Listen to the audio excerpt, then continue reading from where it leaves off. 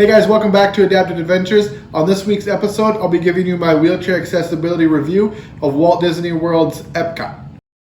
Hey guys, just real quick before the video, I just want to let you know I'm not a Disney employee. I'm not being paid or sponsored by Disney.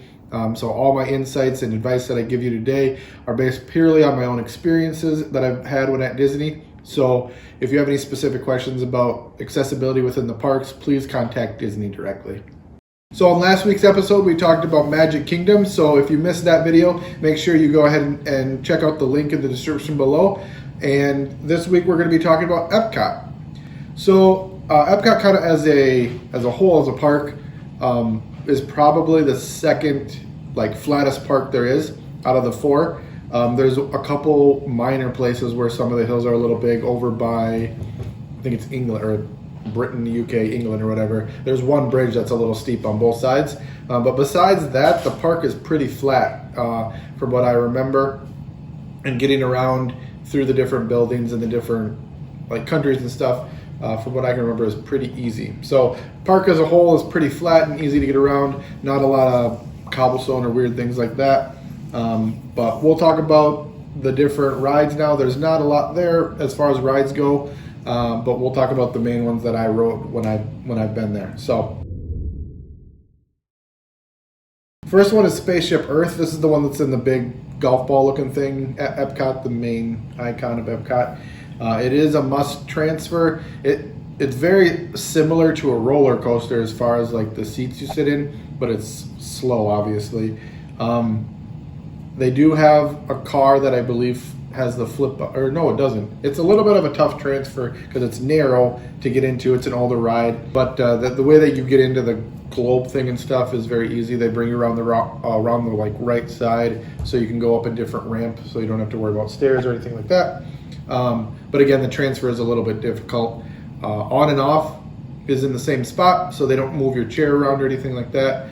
But not the easiest transfer in the world. So that's Spaceship Earth. Next one is Mission Space, and this is the one that you pull G's in. It's supposed to simulate you blasting off into space.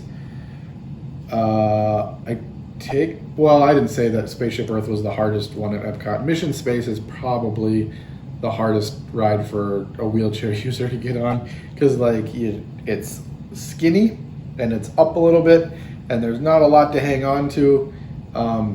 And especially with me with my wide shoulders, because you have to go in sideways kind of, because it's a skinnier area. It's a little bit tougher one to get into. This one it's not on a track or anything like that, so there's no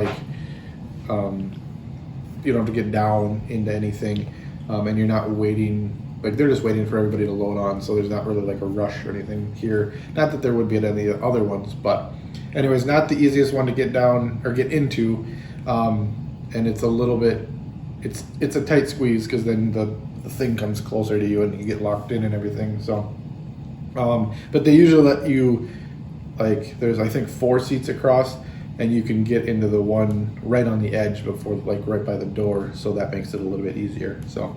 So that's Mission Space. Next one we'll talk about is Test Track. I really like this ride. It's really fun. It is a must transfer. You can't stay in your chair for this one, and it is a transfer down. However, it's a if you can get down and deal with that, it's a pretty easy transfer because the car you ride in is the entry area is pretty big, and so you can get into that pretty easily. And then the other nice thing too is that each, it's kind of a roller coaster-esque type ride, but each, you and your group or whatever, or if it's just you and your companion, one other person, will go in a separate car that's not connected to any other cars. So what they can do is they bring the car you're going to get into on a little side track, so you're not, so you can take as much time as you possibly need to get in and out of the car. So this is another one where your chair will stay, or your mobility devices, crutches, whatever, will all stay in the same spot and be waiting for you when you return. And again, it's not the easiest transfer in the world because it's a down one, and there's no I don't think they've offered me a transfer board there, but that doesn't mean that there isn't one. So if you can always ask, they'll let you know if they have one or not. But just a tidbit, or kind of like a trick for, not a trick, but like tidbit information for this one, is sometimes they do let you ride this one twice without having to get out of the ride. So you can, if they don't offer it, you could always ask, and they might let you, because I don't know, for whatever reason, there's a couple different rides in the 4 parks that they will let people who are wheelchair users or on the DAS pass ride 2 times in a row. I think there was even one time where, well, a different park, we'll talk about that when we get there. But anyway, so that's Test Track. So the next one we'll talk about is Soaring Around the World. This is another must transfer. It's not a real hard transfer. It can be slightly awkward because it's a row of chairs that they're hanging from a thing that holds above, and they don't swing at all or anything, but like just because there's nothing underneath them, sometimes it can be a little bit awkward. You'll transfer in, and then a cast member will take your chair away and put it in a designated area. Just make sure that you communicate with the cast members that you do need it back. If you're whether you're with somebody or not, they need to make sure you bring your chair back. We had one little trouble one time where I was sitting there, and like the next group of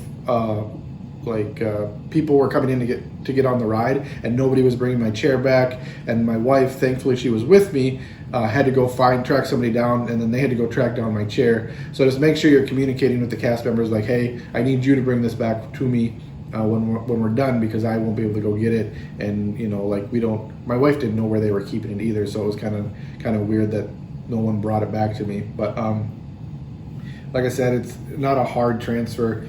And that was the other thing about my chair, is that it gets dark during the ride, and so then when the lights come back up a little bit, you still don't necessarily know where the chair was. So and then you just transfer back into your chair and then push out. It's all flat to get in and out of the ride area. Next is Living with the Land. This is another boat, water-based ride. It's a slow one. This one is similar to, if you remember from our video last week, Small World. It's very similar to that. So this one you don't have to transfer onto. You can stay in your chair. It's a very easy roll in, roll out if you'd like to stay in your chair. And same kind of thing as with Small World. They don't lock you down. They just, either if you have brakes, they have you put them on, or then they just shove like a little stick behind your back wheels so that you're not moving around. But the ride it's very slow, and it doesn't do much. So that one's a good one. Get on and off in the same spot. So if you do decide to transfer, your chair will be waiting for you when you get back. They don't have to move it around for you at all either. So that's Living with the Land. Next, we'll talk about 3 Caballeros. To play as we go, we sing and we samba, we say. What means I can. Again, this is another one you can stay in your chair or transfer. If you decide to transfer down, since it's another boat one, height-wise, it's very similar to Pirates of the Caribbean. So if you do transfer, you transfer down into the boat, which it can be a little bit difficult. Get on and off in the same spot, so your chair is there waiting for you, or your mobility devices are there waiting for you, and they don't have to move it around. But this one is a nice one if you want to stay in your chair. It's a relatively short ride. So next is the newest ride, one of the newest rides at Disney and at Epcot, and that's REMY'S Ratatouille Adventure. This one, a couple of different ways you can ride. You can either decide to transfer. If you decide to transfer, it's not a hard transfer. You kind of have to get up through a little bit of a small gap, because I don't think they have a swing out door on this one. Excuse me. But it is a big wide bench seat to get on, so that makes it easier. Also, whether you decide to ride in your chair or transfer, they like whatever the buggies are that you ride in are like probably 8 people, 2 rows of 4, and because they're not connected in like a chain, like a roller coaster, they pull one aside in a special loading zone for you, so you can take your time and don't have to feel rushed or anything like that. So like I said, you can transfer, or they do have a one where you can, the back folds down with a ramp, and you can roll up into it and park and block your brakes. And then that one has a spot too, where then a companion or a friend, whatever, can ride next next to you. Yeah. So so those are the two different ways for Remy's Remy's Ratatouille adventure. That one's a relatively easy one to get on and off, especially since you can stay in your chair for that one. Yeah, last one we're going to talk about for Epcot today is another one that I rode because my lovely wife, and that's Frozen Ever After. So again, this one you can either transfer in, and it's a boat one again. It's darker, like Pirates. I don't remember this one being too terrible to transfer in. I've ridden it twice now, once transferring, once the other way staying in my chair. I'm trying to remember specifically when you stay in your chair. Oh yeah, they just roll you into the center of the boat again. And this one does have a couple parts that go up and down, but nothing that would make you feel uncomfortable while you're sitting in your chair. So get it, and if you decide to transfer, you get it on and off at the same spot. So your wheelchair is waiting for you there the whole time, and the cast member just pulls it away from the loading area and then pushes it back forward for you when you get back. So one last ride that I almost forgot about at Epcot is actually the Seas with Nemo and Friends. This ride is actually very similar to the Under the Seas journey with the Little Mermaid. It's a ride where you get on and off at the same spot, and the ride cart or whatever is very similar to the journey with the Little Mermaid one. You can roll on, and then they just twist you into place, and then you ride the ride, and you can ride with a companion as well. Really easy ride, and it was kind of fun too. So one definitely to check out. You don't have to transfer for this one. I know this one's a little bit shorter. There's not that many rides at Epcot, but I hope you find this video helpful. And if you have any questions about any of the rides or Epcot in general, make sure you drop a comment down below. And if you like this video, hit the subscribe button and the like button, and we'll see you on next week's episode.